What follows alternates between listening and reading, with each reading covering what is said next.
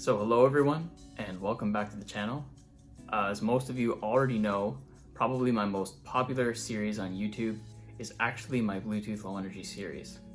So since I started that series, I've been getting all kinds of comments, emails, and questions asking, Dan, how do you do this in Expo? How do you do this in Expo? How do you do this in Expo? And today I'm really excited to inform you guys that there is a way to do it in Expo, and I'm going to explain it to you today. So similar to last time, I'm going to use the Elite HRV heart rate monitor. They no longer make it, unfortunately, but if you have a similar Bluetooth low energy heart rate monitor, you should be able to use it with this tutorial, and there shouldn't be, hopefully, many problems with that. I'm going to quickly show a demo of this running off to the side, but while that's going on, what I quickly want to say is that this is not a tutorial in how to build health-related products. So if you build a health-related product and there's issues, I'm not liable for that. This is just a tutorial on how to integrate Bluetooth Low Energy with Expo. It just happened to be a really easy device to use, the Bluetooth heart rate monitor, but you could really use any device and it would be a very similar experience. Okay, so for those of us who've used Expo before, we're all really familiar with Expo Go, which is the main client for it. What we're going to have to do today, though, is use the new EAS build from Expo in order to create a custom client that has Bluetooth on it. This isn't very hard to do, and I think you'll actually find it quite fun and interesting to do it. And yeah, it's not all that many steps. So without any more waiting, please like and subscribe. It really helps me when you guys do that. And let's do some coding. All right, so let's get started. First thing we're going to do is generate the Expo project with TypeScript using the Expo TypeScript template.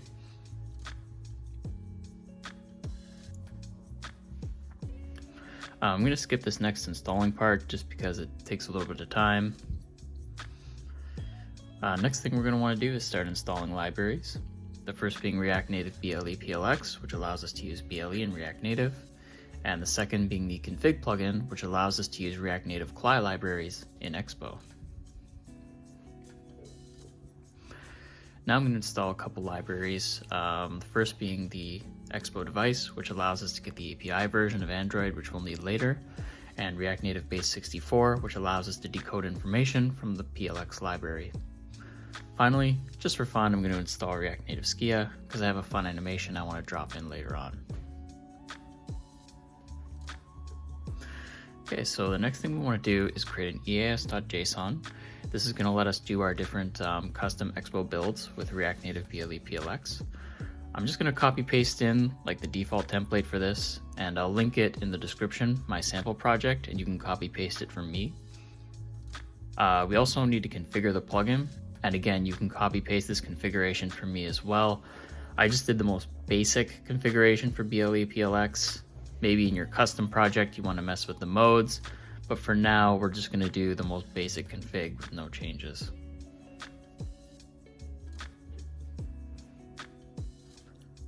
Okay, so at this point, let's install the EAS CLI. We're going to need this for some custom builds a little bit later on.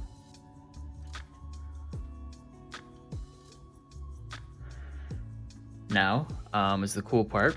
We're going to do Expo pre-build. What this is going to do is it's going to expose the native code to us from Expo. You're not going to need to play around with it at all in this tutorial. It's just something you need to do if you use a react-native-ble library like ble-plx is.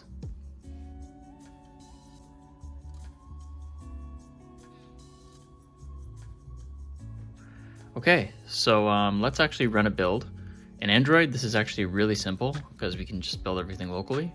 We start by installing the Expo dev client so that we can run the server for these custom builds. And after that, all you need to do is run npx expo run :android, and everything will build locally for you.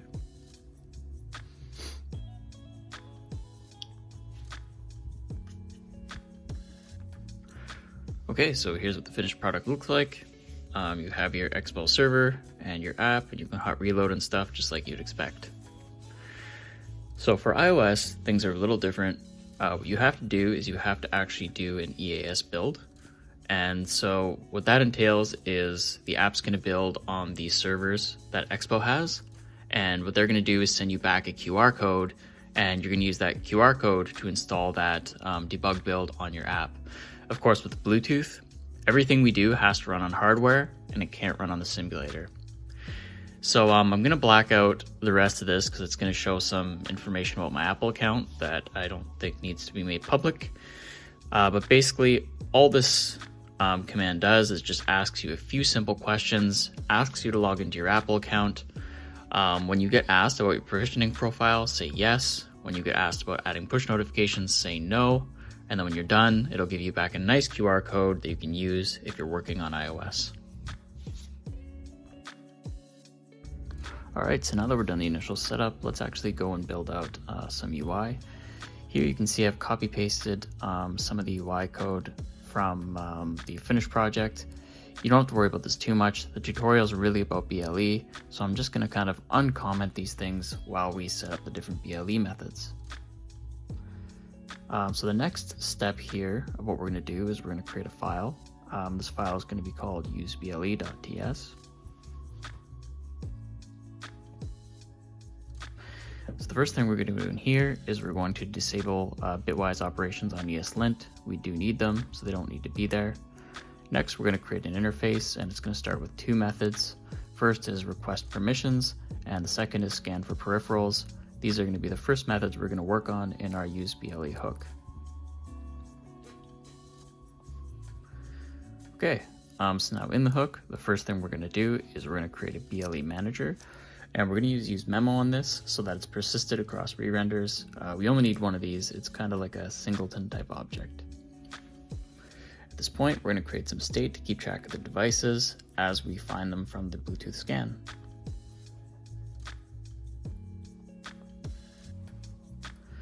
Okay, so this part's annoying. We need to have a special method for requesting permissions on Android API level 31 and above. We're going to request three different permissions here. The first is scan, and in here we're going to just give this a little message.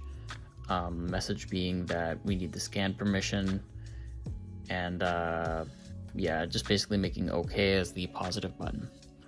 I'm going to copy and paste this 3 times because we need a couple other permissions, one for Bluetooth Connect and another one for fine-grained location.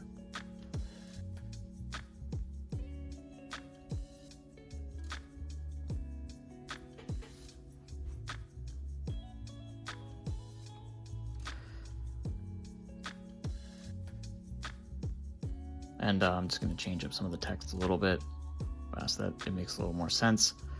Last thing I'm going to do is I'm going to return the status of these and whether or not these permissions were actually granted.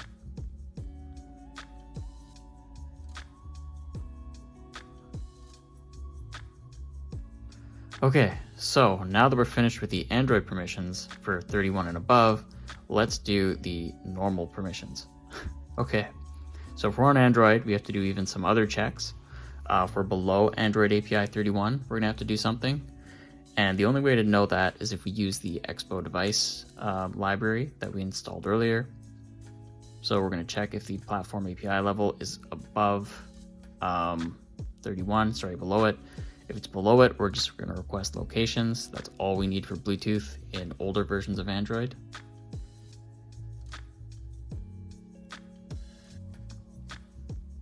And this is just going to look like it did up above.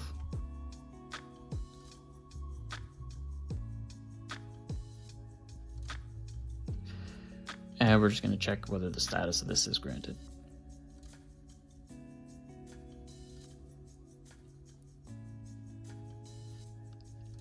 Okay, so if we're not on API 31, and if we're not below 31, we're at 31 or above. So we're going to use our method from earlier to check whether the 31 permissions have been granted. And if we're in iOS, we're just going to return true because the permissions get requested right off the bat when the application launches. I'm just going to stub the scan for peripherals method for now. We're going to go and populate that in a minute. And I'm just going to export these methods from the hook, and then I'm going to export the hook to make it available in app.tsx. Okay, so now I'm going to uncomment some of these methods. that we can use and import use BLE. I'm going to then restore scan for devices because we can now use that. And I'm going to put back the button that allows scanning to actually take place. And what we want to see here is the permissions get requested. And when the permissions are requested, we should be able to grant them. So that should show in a minute. And now let me run it. When I press connect, as you can see, the permissions come up like we expect. Very good. All right, so the next thing we're going to want to do is actually scan. And when we scan, we're going to need to check for duplicates. I know that there's a setting that's supposed to do this in the BLE manager, but I find it's really hit and miss. Sometimes it just doesn't filter the duplicates, so I like to just do this myself. It's really easy to do. Just loop through the device array and check whether the device is not equal to the one you found. Next thing we're going to do is start scanning for devices. This gives us an error or a device. If there's an error, we just log it. On the other hand though, if we do find a device, what we're going to do is if the device has core sense in the name, core sense being the device we're using, then I'm going to add that device to the array of devices. Of course, if it's not a duplicate. So we check if it's a duplicate. If it's not a duplicate, then we add it to the array. Otherwise, we just put back what we had before. Okay, next thing we're going to do is just quickly export that state so that we can use it back in the app.tsx, just like we did before. And now we should be able to see our devices if we go into the Moto. I'm going to take a quick break and show this in reality, but I wanted to just quickly show it to you guys in here first. Quickly notice I added -1 there. It's because I made a quick little mistake, and it wasn't checking for duplicates unless I know that there's an index that's greater than -1. Okay, so now that we're all set up, I wanted to just quickly show this working off refresh install, scanning for a device. So if I hit connect, it requests my permissions. And of course, if I allow them, it finds my device and everything works as it should. All right, so now that we can scan and do it successfully, the next step that we have to take is to actually connect to the device and read the heart rate. We're going to start by adding a method to our interface so that we're able to do that. It's going to be void because we're just going to add the device to our state. Pretty easy to do. We're just going to create a use state with the device in it. It also has the option of being null. The null option is there because sometimes you disconnect and things like that, so you never know. It's good to cover that situation.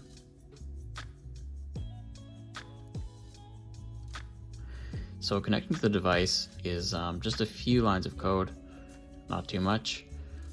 And what we're going to do is we're going to put it in a try catch in case there's an error, but we're going to basically take in a device and call connect to device on that device or its ID. Next thing we're going to do is we're going to set it in the state so that we know it's connected.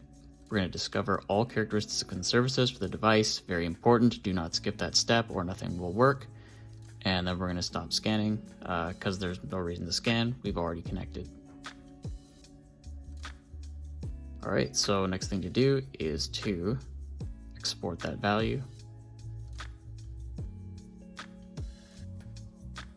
Oh, and I made a mistake. I forgot to say that it could be null.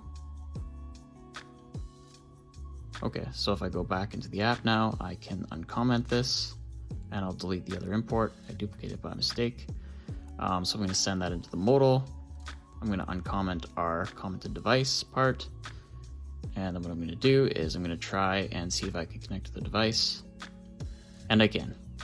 Pretty cool. You see the animation and everything's going. So let's read in some data.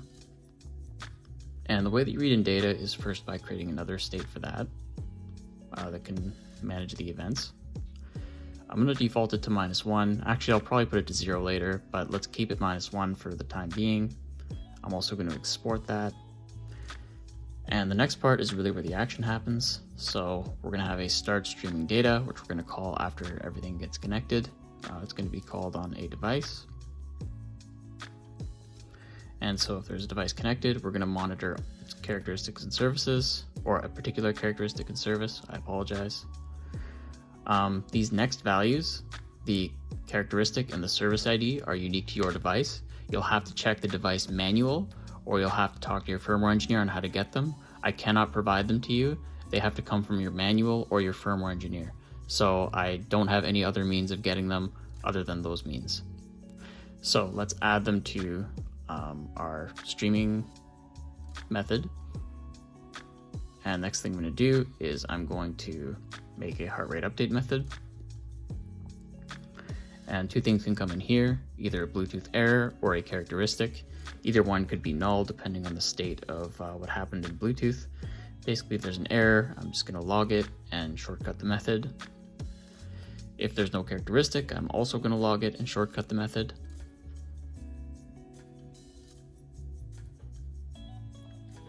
Finally, if there's actually data, we're going to manage it. So we're going to say that the raw data is going to be the base 64 decoding of the characteristic value, which is what it is. We're going to default the heart rate to a number, which will be -1. Next, we're going to check the first bit, because the first bit tells us whether the heart rate is over, I think, 200 or something like that.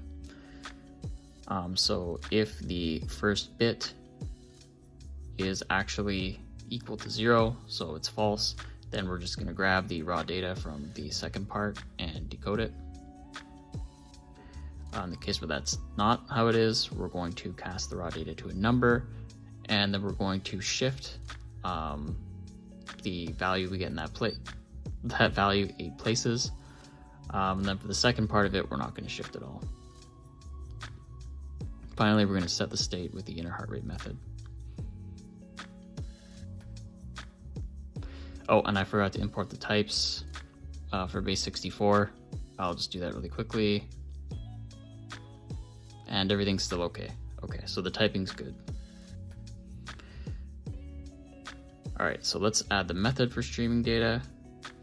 And I promise you guys, I'm gonna go into reality and show you this working in a minute, but I just wanna show it working in this view because there's a little bit more I wanna do before moving to reality. So I'm putting my finger in now, and we're gonna wait a little bit of time, a little bit uncomfortable amount of time, but there it is. There's my heart rate. We can see it, so we're streaming just fine.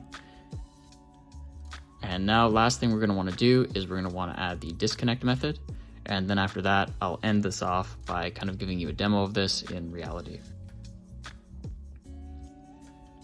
So it's pretty easy, just call cancel connection with the device that's in the state.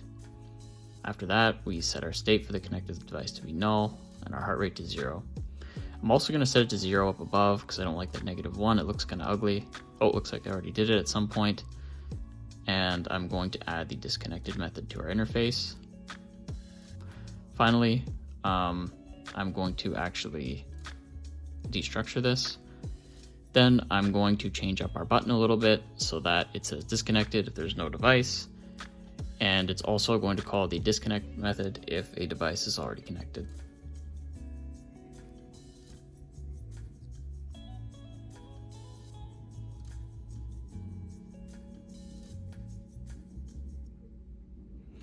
All right, so let's see, working really quick.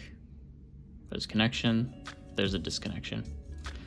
All right, guys, so I'm gonna give a live demo. Okay, so here's the exciting final demo. So here's our device. We are going to scan for it.